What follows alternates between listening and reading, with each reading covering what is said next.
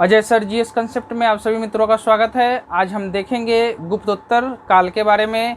इससे पहले का वीडियो मेरा गुप्त काल से आया है, अगर आप नहीं देखे हैं तो प्लेलिस्ट में जाके ज़रूर देखें। बहुत ही इम्पोर्टेंट तथ्य पे हमने बात किया है और वो तथ्य पे बात किया था जिससे जो प्रश्न पूछे जाते हैं अक्सर और पूछने की संभावना बनी रहती है। ठीक है, यदि आप बीपीएससी की तैयारी कर रहे हैं तो ये चैनल आपके लिए बहुत ही लाभदायक है। आपका रिवीजन भी 67th के लिए होगा, तो इस चैनल को निश्चित रूप से आप सब्सक्राइब कर लेंगे।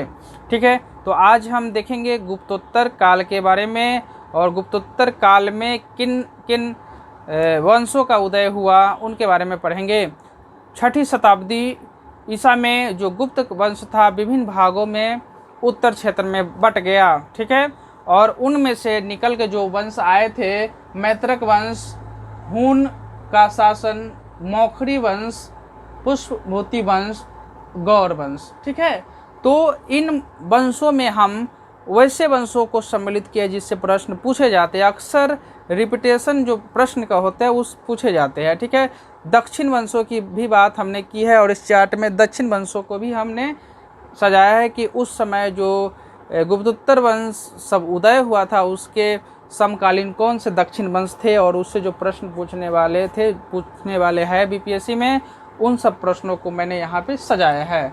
ठीक है, तो आइए हम वीडियो शुरू करते हैं। तो सबसे पहले हम पुष्पभूति वंश को देखते हैं। ठीक है, अब इसको वर्धन वंश भी कहेंगे। संस्थापक जो थे पुष्पभूति थे।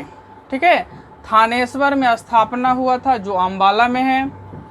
प्रभाकरण, अब वैसे शासक को हम इसमें डालेंगे जिससे प्रश्न पूछे जाते हैं। प्रभाकर के 2 पुत्र राजवर्धन और हर्षवर्धन हुए, एक पुत्री भी हुई राजश्री। ठीक है, एक पुत्री राजश्री। तो वंश के वास्तविक शक्ति का संस्थापक प्रभाकरण को भी कहा जाता है। ठीक है, प्रभाकरण को कहा जाता है। आप याद रखेंगे कि ये राजवर्धन वंश या पुष्पभूति वंश के संस्थापक, वास्तविक संस्थापक, शक्ति के संस्थापक किन्हें कहा जाता है तो प्रभाकरण को कहा जाता है। प्रभाकरण की पत्नी यशोमती से 2 पुत्र होते हैं।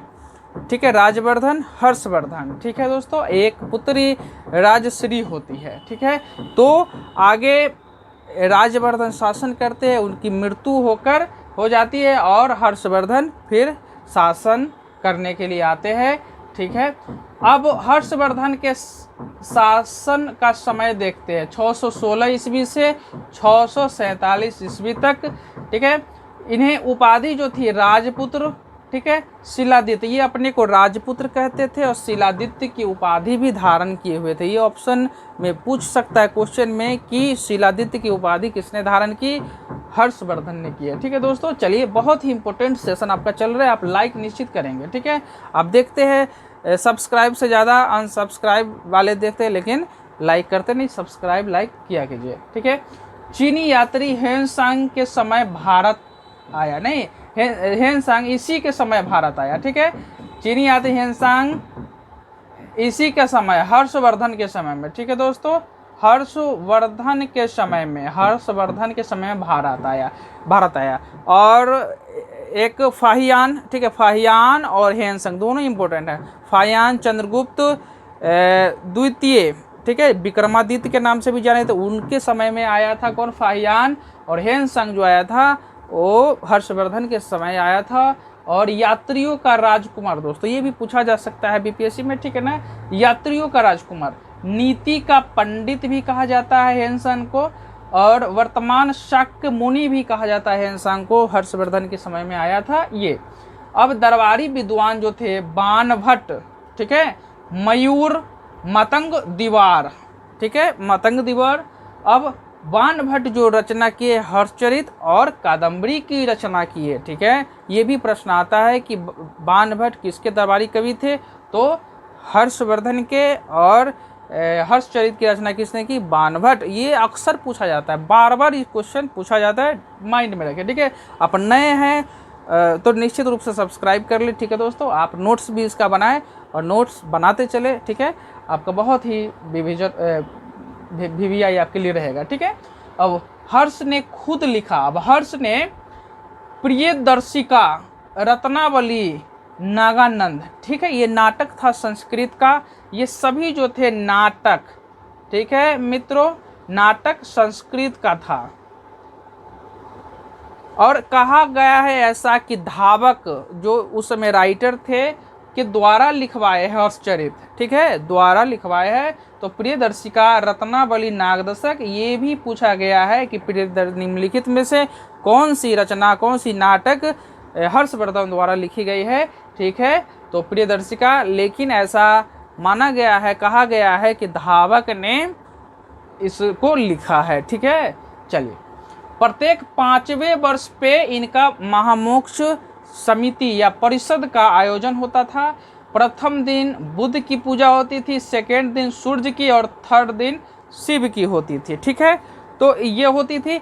अब इसमें हेनसांग जो छठे मोक्ष समिति में या परिषद में पहुंचा था, ये भी इम्पोर्टेंट बिल्कुल हो सकता है।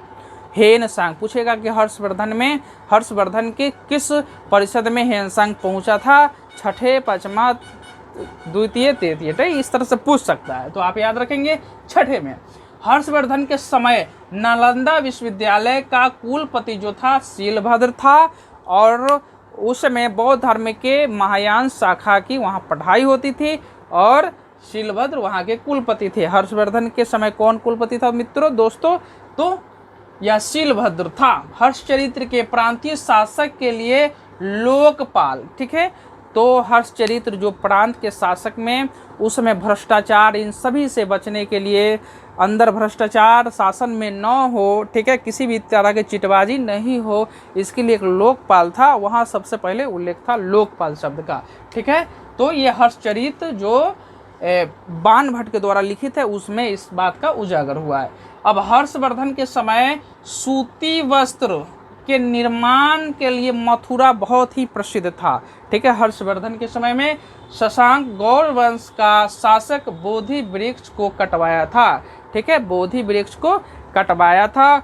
और ये इसकी जो बहन थी, ठीक है, राजश्री हर्षवर्धन की, उसकी शादी मौखरी वंश के कनौज का जो राजकुमार था, राजकुमार, उससे होती है, ठीक है। तो अब हम इससे जो बनने वाले थे, ठीक है, हर्षवर्धन से या पुष्पवती वंश से, तो उसको हम देखने। अब कुछ दक्षिण वंश के बारे में हम देख लेते हैं, ठीक है। ये कुछ दक्षिण भारत के राजवंश के देखते हैं। पल्लव वंश के संस्थापक सिंह विष्णु थे, और किरातार्जुनीयम लेखक के जो थे वो भारवी थे लेखक। जो दरबारी थे, सिंह विष्णु के दरबारी कवि थे। इसे पूछा है इस बार बीपीएससी में, पूछा है किरातार्जुनीयम के लेखक कौन थे, तो भारवी। महान शासक थे महेंद्र वर्मन, रचना मत विलास प्रहसन की 10 कुमार रचित दंडी नरसिंह वर्मन द्वितीय के दरबारी कवि थे, ठीक है। अब आगे देखिए, अब अन्य जो दक्षिण के वंश हैं उनके बारे में देखते हैं। राष्ट्रकूट वंश जिसकी स्थापना 752 ईस्वी में हुई थी, संस्थापक दंती दुर्ग था। ये भी पूछा गया प्रश्न है कि राष्ट्रकूट वंश का संस्थापक कौन था, दंती दुर्ग। राजधानी मनकीर या मान्यखेत, ठीक है। एलोरा के कैलाश मंदिर का निर्माण जो करवाया था कृष्ण प्रथम, जो राष्ट्रकूट वंश का शासक था, ठीक है, कृष्ण प्रथम। ध्रुव राष्ट्रकूट वंश का शासक था। इसे धारावर्ष कहा जाता था, धारावर्ष दोस्तों, ठीक है, धारावर्ष। अब इंदिरा तृतीय, अब ये बहुत इंपॉर्टेंट है, इस बार भी एग्जाम में पूछा था और पूछे जाने की संभावना रहती है कि अल मसूदी जो अरब निवासी था किसके समय में आया था, या किस वंश का भी दे देगा। तो ये वंश राष्ट्रकूट वंश के समय आया था, और उस समय जो शासक था इंदिरा तृतीय था, ठीक है ना, इंदिरा तृतीय। अल मसूदी किसके शासन काल में भारत आया था, तो इंदिरा तृतीय के शासन काल में, ठीक है। अब राष्ट्रकूट वंश के अंतिम जो शासक था कृष्णा तृतीय था, और इसी के समय में कवि पुण्य, जो कन्नड़ भाषा के ये प्रसिद्ध कवि थे, पुण्य और शांति पुराण की रचना किए थे पुण्य द्वारा, ठीक है। तो पुण्य द्वारा किसकी रचना की गई थी, तो शांति पुराण की गई थी। तो इंदिरा तृतीय, अल मसूदी आया, ये इंपॉर्टेंट है। और राष्ट्रकूट के अंतिम शासक कृष्णा तृतीय, जिसके समय में पुण्य कवि थे, शांति पुराण की रचना की। एलोरा एलिफेंटा गुहा मंदिर का निर्माण राष्ट्रकूट के समय हुआ था। एलिफेंटा महाराष्ट्र में है। एलोरा एलिफेंटा के गुहा मंदिर का निर्माण राष्ट्रकूट के समय हुआ था। चालुक्य वंश, इसमें भी 3 है, ठीक है ना, चालुक्य वंश, कल्याणी, वातापी और बेंगे। तो यहाँ पे चालुक्य वंश, कल्याणी, बिलहन एवं विज्ञानेश्वर 2 जो इस वंश में कवि थे विक्रमादित्य चतुर्थ के समय, ये दरबारी कवि थे, ठीक है ना। इन्होंने विक्रमांक देवचरित की रचना बिलहन ने, ठीक है, विज्ञानेश्वर ने मिताक्षरा की रचना की है। ये इम्पोर्टेंट है, मिताक्षरा पूछा गया प्रश्न है, पूछे जाने की संभावना भी है। विक्रमांक देवचरित, ये सभी प्रश्न निश्चित रूप से आपके लिए बहुत इंपॉर्टेंट हैं, ये एग्जाम में आते ही हैं, आप इसे जरूर पेन डाउन करेंगे, ठीक है दोस्तों। अब आगे देखते हैं चालुक्य वातापी से। एहोल अभिलेख पुलकेशिन द्वितीय से संबंधित है, जिसकी रचना रवि कीर्ति ने की है। एहोल रवि कीर्ति ने की है। अब चोल वंश, जो बहुत ही इंपॉर्टेंट, इससे एक न एक प्रश्न पूछे जाते हैं। अब दोस्तों ये 4 जो मैंने लगाया है, जो सिर्फ प्रश्न पूछे जाते हैं, जो इम्पोर्टेंट है उसी का है, ठीक है ना। आप रिवीजन में भी बहुत इंपॉर्टेंट होगा, सब्सक्राइब निश्चित चैनल कर लेना। चोल वंश विजयालय, ये डायरेक्ट पूछने वाला प्रश्न है कि चोल वंश के संस्थापक कौन थे। इस बार भी बीपीएससी पूछ दिया था, विजयालय, ठीक है। नर केसरी की उपाधिधारी की थी। निशुम्भ शोधनी देवी का मंदिर का निर्माण भी इसने ही किया था। विजयालय ने नरकेसरी की उपाधि भी धारण की थी। चलिए, राजराज प्रथम चोल वंश का महान शासक था।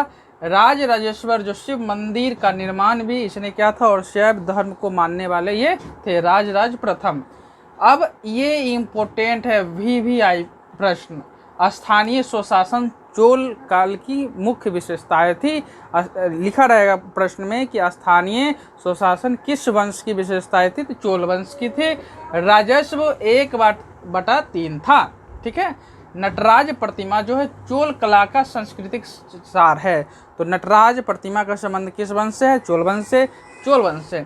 तो होयसल वंश, अब देखिए चोल काल में सड़कों की देखभाल बागान समिति द्वारा करते थे, ठीक है। होयसल वंश विष्णुवर्धन द्वारा, ठीक है।